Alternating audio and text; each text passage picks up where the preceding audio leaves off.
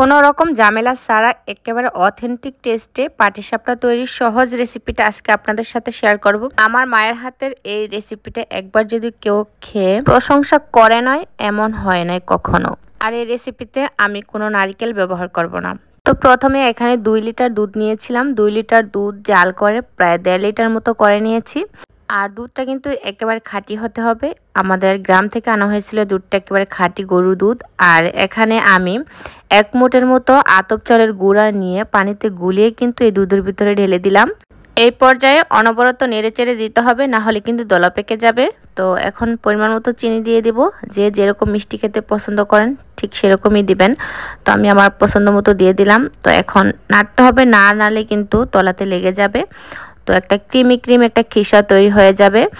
তো এই খিসাটা অবশ্যই বেশি ঘন হবে না আর একেবারে পাতলাও হবে না। দেখতে পাচ্ছেন কিরকম হয়েছে, একদম ক্রিমি, মনে হয় যে ক্রিম এগুলা। তো দেখতেও কিন্তু মাশাআল্লাহ অনেক সুন্দর হয়েছে, লোভনীয়। এটা কিন্তু খালি খেতেও অনেক মজা লাগে, এটা আমরা ক্ষীর বলি। তো এদিকে ঘিটা ঠান্ডা হতে হবে, ঠান্ডা হলে কিন্তু পিঠাটা তৈরি করতে সহজ হবে। আর পিঠা তৈরির জন্য এদিকে আবার খামিরটা তৈরি করে নিব। এখানে আতপ চালের গুঁড়া, হালকা ময়দা আর খেজুরের গুড় আর হালকা একটু লবণ নিয়েছিলাম।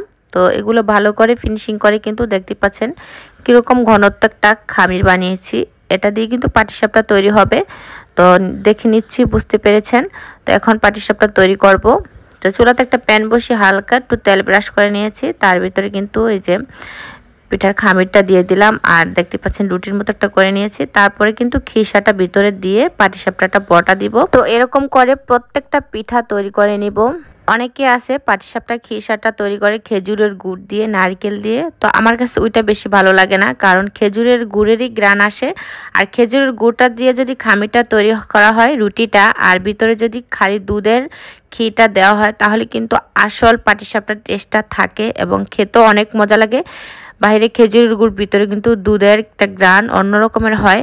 তো আমার কাছে ভালো লাগে না নারকেল আর খেজুরের গুড় দিয়ে খিসা তৈরি করা। তো তার জন্য আমি এভাবেই তৈরি করি আর আমাদের বাসার সবাই এভাবেই খুব বেশি পছন্দ করে। আর এটা হলো আমাদের শরীয়তপুরের বিখ্যাত একটা পিঠা।